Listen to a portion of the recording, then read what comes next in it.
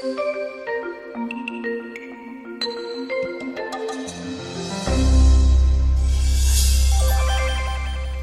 Shell Point, John High here, your Academy Manager, and I am here with our favorite history professor, Seth Mendel, and he is back to teach another session in our spring semester.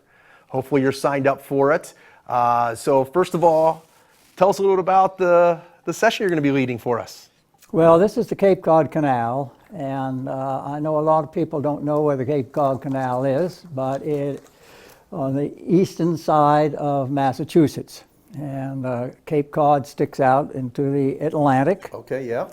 And it's very dangerous, it used to be. Okay. And even now, to go out around the Cape, which includes Nantucket Island and whatnot, to get up to Boston and to Portland, Maine, or south to New York and so forth. Okay. And so what the canal has done for a century now is to link Cape Cod Bay to the north, to Buzzards Bay to the south. Okay. And this canal really is not a long canal. It's about 7.5 miles across the isthmus of the Cape. Yeah.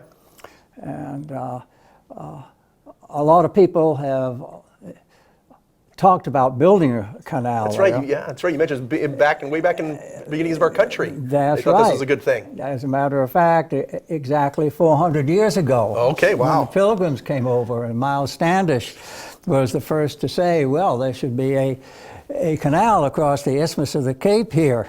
Wow. And linking these two bodies of water, these two bays. And then George Washington, he said the same thing. I've heard of him. He thought he was a pretty smart guy, huh? That's right.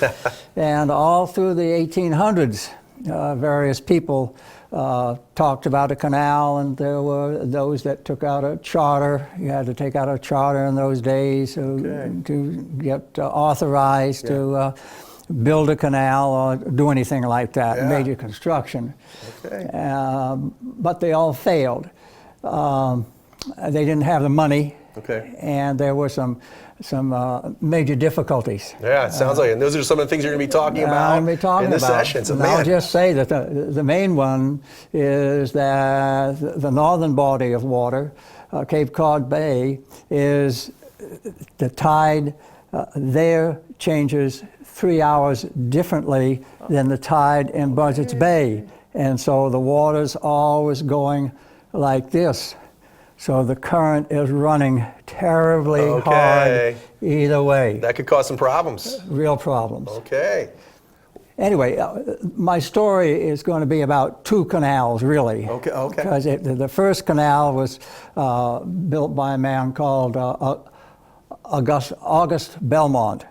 And he was a wealthy individual from Boston, and in construction, and so he undertook to build the canal in 1904.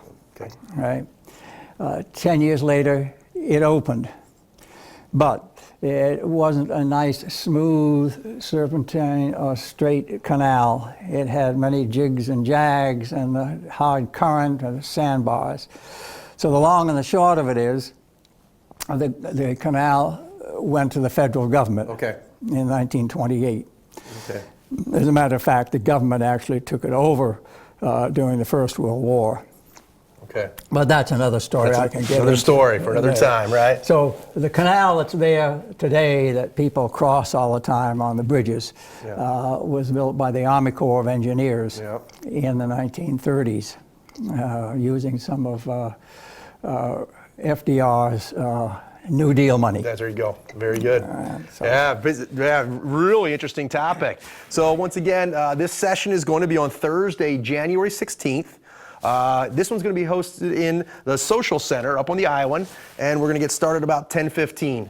So I just want to remind you there to sign up through our concierge desks for this session as well as others in the Academy. And I think this is a very interesting topic, and I think you're really going to want to attend. Thanks again for being willing to present in our Academy, and I think it's going to be a great session, and I think you're going to want to show up. We'll see you there. My pleasure.